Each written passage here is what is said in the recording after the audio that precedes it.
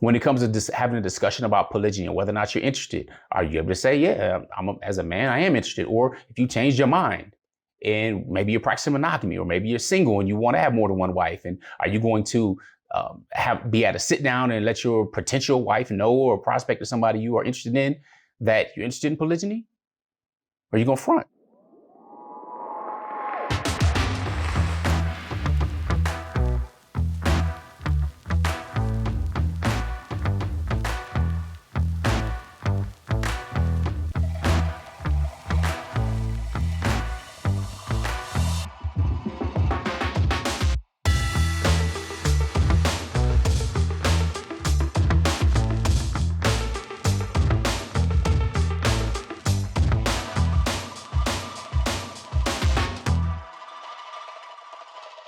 Assalamu alaikum, peace. I am Coach Nazir, one of the founders of Outstanding Personal Relationships, as well as one of the authors of Let's Talk Polygamy Uncensored. Now, here's the deal. There are 6 main reasons men fail when it comes to polygyny. I'm gonna share these 6 reasons with you. It's kind of like, the cheat sheet to give you an evaluation of yourself if you're considering polygyny. And there are many different ways and circumstances and situations, but most of the challenges where people fail come back to one or more of these 6 things. So if you have something to write with, something to write on, you already are in the lead. So make sure you take notes, or if you want the worksheet and everything that I'm going through right now, make sure you go to outstandingpersonalrelationships.com/men to go ahead and grab it for free. All right, so this is in no particular order. The challenge is, again, most people fail because of these reasons. So there's not a specific order, even though I've heard many different ways and things and all that kind of stuff that comes from each of these. So the first one, let's talk about lack of mental fortitude. Lack of mental fortitude. Like, okay, what does that mean, Coach Nazir? Well, that means you may love the idea of polygyny. You may understand that you're biologically set for it and everything, right? But you're not willing to do the work that it takes. So increasing your mental fortitude means that you going to have different dynamics that are not just traditionally accepted, especially in Western society. They prefer to have boyfriends, girlfriends, mistresses, jump down, thoughts, keep on going, right? Just go roll with it. That's normal. That's acceptable. But practicing polygyny, that's something that's noble. That's something that's honorable. We're talking about marriage. It's not a boyfriend, girlfriend thing, not an in and out thing, none of that. But if you lack the mental fortitude to become a better leader, to get your other skills up, to be able to deal with the haters, to deal with talk from all around the place, then you're not going to be able to make it. All right, that's going to affect not only your own sanity, but any type of things you try to put together within your relationships. So lacking mental fortitude. Are there remedies for this? Of course. You got to work on this. You need to work on this. That's extremely important. Now, what I mean, increase your skill set.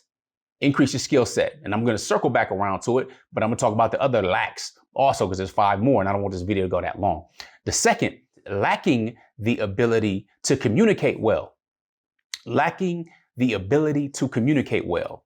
Not just in articulation of what it is you're trying to express or elaborate on. That's not what I mean. The main thing is being dishonest. Dishonest. When we say honesty is a virtue, and it really is, it's something that's respected all across the world. Liars aren't liked, have never been liked all throughout history. All right, it's caused many problems and challenges. We don't like it. We get disappointed when we see our children do it, especially when they're young toddlers and things like whoa, what's going on here? All right, it's a bad thing. Now, when I say dishonest, having the ability to be honest despite all other things is something that's commendable, is noble, and is a rarity. When it comes to having a discussion about polygyny and whether or not you're interested, are you able to say, yeah, as a man, I am interested? Or if you change your mind and maybe you're practicing monogamy, or maybe you're single and you want to have more than one wife, and are you going to be at a sit down and let your potential wife know, or prospect of somebody you are interested in, that you're interested in polygyny? Or are you going to front? No, listen, being honest up front, because it's a rare trait these days, and people would love to accept and purport beautiful lies than what they consider an ugly truth. It's much easier to digest. But the fact is, when you're being real, that's something that's respected. When you're being authentic, not telling your truth and somebody else has their truth and then there's their truth. No, we're talking about the truth. All right. Honesty. Where, oh, you're not saying this, you playing games, or this other woman over there, or something's not over, and she's still contacting and calling you, and you're afraid because what you have in your phone, and they can't have a passcode or PIN code. You got to protect what you. Come on, man. What? Honesty. All right. Lacking that, meaning you're dishonest. The lack of the ability to communicate well, meaning being honest is at the top of that list. Of course, there are other things that go along with it, but let's just start right there, because that's one that kills successful polygynous relationships from the get. Third, lack of vision. Lack of vision. See, many times when people think about polygyny, they think of this one man and there's two women or multiple women and all that, and it just turns into this big old sexual orgy looking type thing, or just some sexual thing, right? And though, of course, if you're gonna be married to someone, sex is a part of that. All right. And that's a natural, instinct that we have. So being honest, yeah, of course, that's a person that you want to be with intimately. Duh. Okay. But when you have this fantasy, there's these threesomes and foursomes and moresomes and all this, and this is what it is, and you lacking vision for actually what you want to do in polygyny. All right. And I'm sharing that as a man that is married to two women for over 13 years now, that has 10 biological children with my wives. All right. And then I also have 2 bonus children. So that's a dozen children. Yeah, they range in age from, the mid-20s on down to 5 years old. But I'm building. You know what I'm saying? We're working on a dream. We're traveling the world. We are giving our children experiences that they've never had, that I've never had with growing up. When we talk about breaking generational curses, all right, we're talking about doing things different and leading and making a decision to stop certain things and to open up an entirely different world. That's what we're doing. Polygamy what? Reporting for duty, husband, sir. Formation. I am Coach Nazir. I'm his wife, Coach Fatimah. And I am Coach Nyla. I am also his wife. And if you think this is how polygamy actually works, you sadly mistaken. Nevertheless, we're the founders of Outstanding Personal Relationships and authors of Let's Talk Polygamy. But I want to talk to you men specifically about the polygamy roadmap, because that's not how it worked. Hilarious. I know you were laughing. I know I was just doing it, right? But that's not how it works. So let me talk to the men, kind of share with them what's in the polygamy roadmap and how to actually practice it in a healthy way. All right? All right. Good stuff. So here's the deal. There are some requisites that men need to really be successful when it comes to practicing polygyny. There's no surprise. There's no mystery that men really want multiple women. All right. It is what it is. It's in our nature to really be polygynous, if you will. The challenge is being able to do it in modern times, because it is an ancient solution, and it's also not for all men, obviously, because there's not twice as many women in the world, first of all, for all men. However, by making yourself more attractive, by making sure you have the 5 requisites down, that makes you that much more attractive. All right. And having your choice of high quality and high value women is totally different than just being average. I'm not telling you to be average. I want you to be outstanding. Average is nothing but the top of the bottom or the bottom of the top. But what I want you to do, go to polygamyroadmap.com. Get access to the men's polygamy roadmap. Yes, we have them for women as well. My wives put that together. But I'm sharing something with you because this comes from somebody who's been practicing it over a decade, over a dozen years already. All right, and we're raising a dozen children.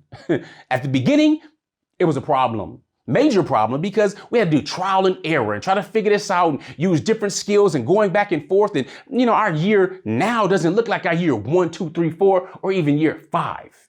But we had to reverse engineer some things and actually coming across what I consider the secret sauce, if you will, and to be able to put it out there, help empower others. Because there are those who are the creme de la creme.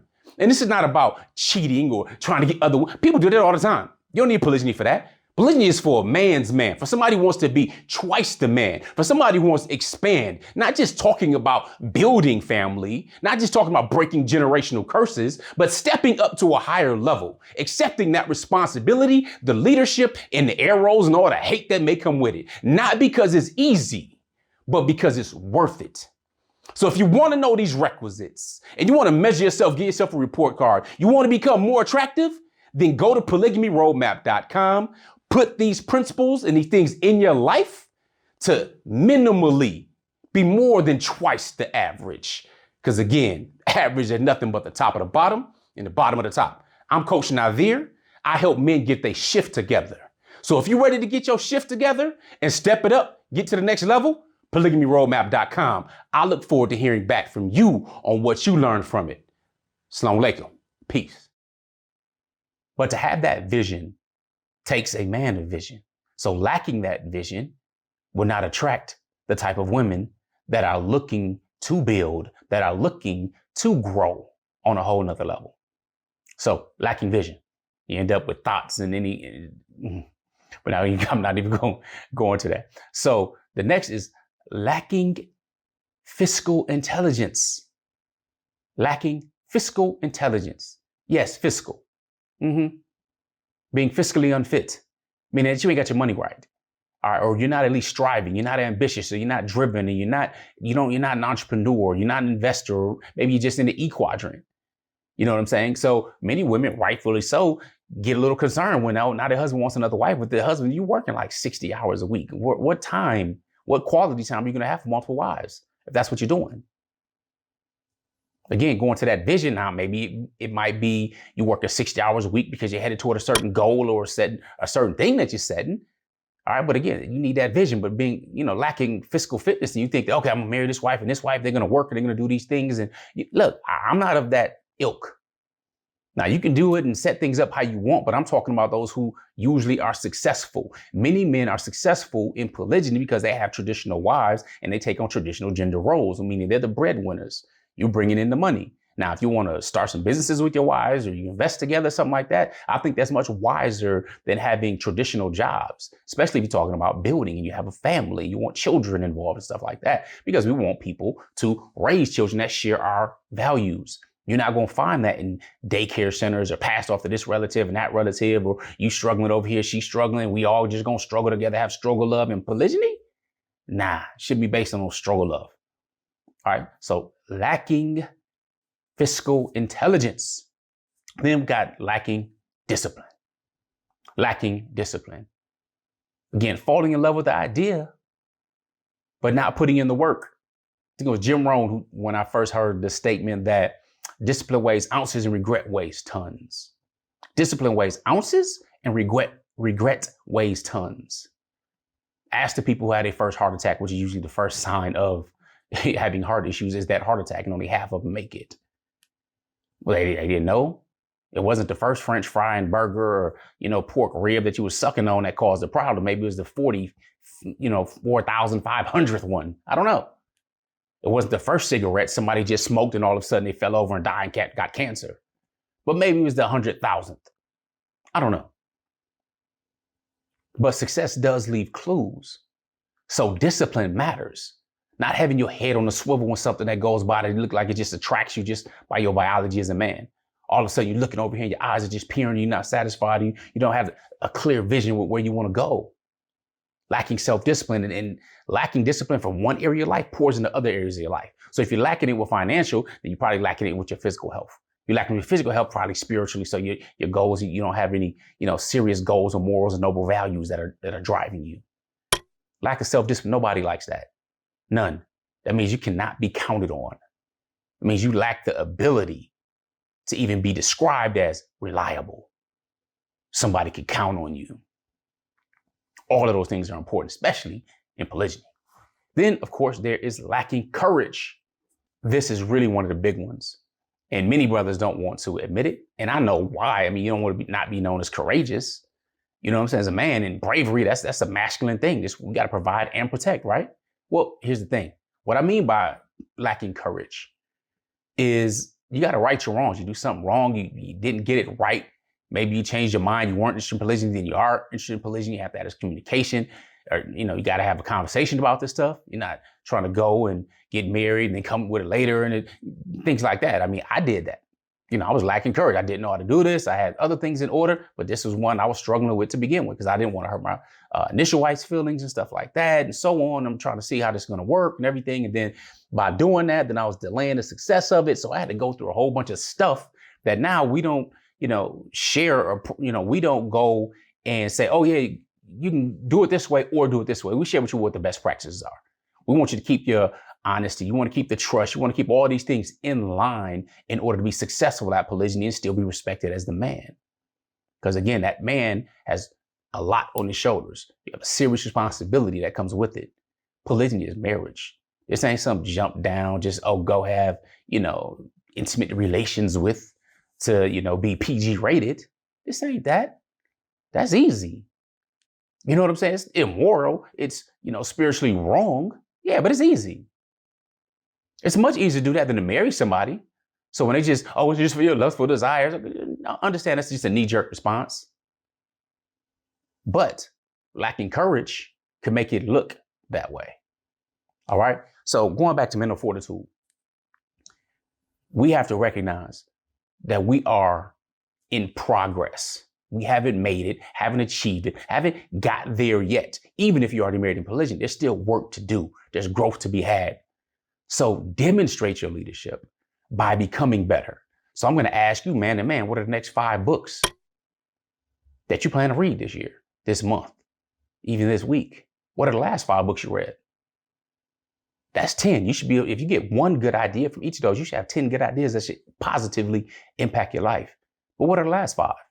And if you don't have the last 5, you can't remember them, but there's some fictional books, some Harry Potter type stuff, then again, recognize where the problem lies. That's one area. What are you doing for your physical fitness? What are you doing for your spiritual fitness? What about your fiscal fitness? All of these things matter. So if you want to succeed versus fail, then watch this video again. Take notes on it again, or better yet, get the worksheet. Download it, get the notes. outstandingpersonalrelationships.com/men. I look forward to helping you get your shift together if you want to travel along this beautiful road of polygyny and do it in a healthy fashion. With that, I'm Coach Nazir. Assalamu alaikum. Peace.